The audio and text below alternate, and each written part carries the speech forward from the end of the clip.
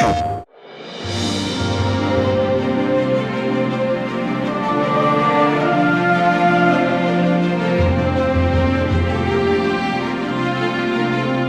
of the things that comes to mind first when I think of Morrowind is the great houses, the great dark elf houses, and the often very kind of complex and delicate political balance between all of them. They are very different in the way that they appear and their role in that society.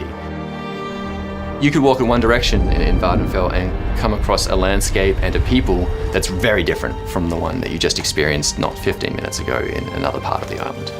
When we were, designing some of the outfits and the armors for the game, like if I had to summarize it in one word, alien, I think is a really good word to describe that. A lot of these armors, when you wear them, you look uniquely Morrowind. It's really a look that you wouldn't see anywhere else in Tamriel.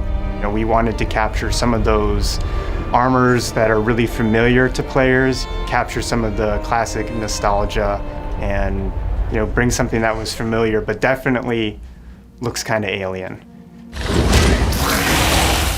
The creatures themselves, I think, did a really good job of also selling the world that you were in. You'll be wandering around, enjoying yourself in the environment. You hear that first sound, and it's like cliff racers. Where is it? I also really like the Quama in the scrib. They're pretty cute for strange buggy creatures. Also in the Morrowind chapter, we had these very cute little creatures called the Vardvarks, which is a fun play on Vvardenfell and Aardvark. They're spiny-tongued, scaled little beasties that are somehow, despite all these things, adorable, pocket-sized. The fact that they were a failed Telvanni experiment just makes them even more fun. Then you get what they use for transportation quite often, the silt striders.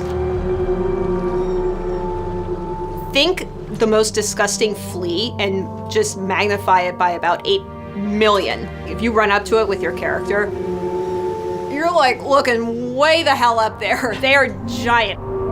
There's plenty of spaces and cultures and lands in Tamriel that are sort of in that more traditional sense, high fantasy or traditional fantasy or medieval fantasy. But Morrowind is the game that gives us permission to go crazy every once in a while and show something unusual and alien. And going back to Apocrypha was going to give us that chance to do it again. So that's always something we look forward to.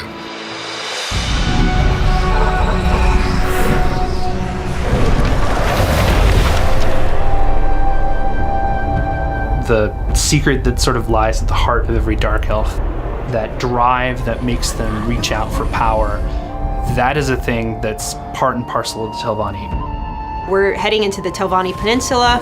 We're also getting to see Apocrypha, which is like this really ultra spooky, creepy area, and I just love that stuff. Finding the visual cues, finding the metaphors and the visuals that can connect the two of them, and yet keep them both distinct and keep them both within their own, lore space is always fascinating and always fun to do.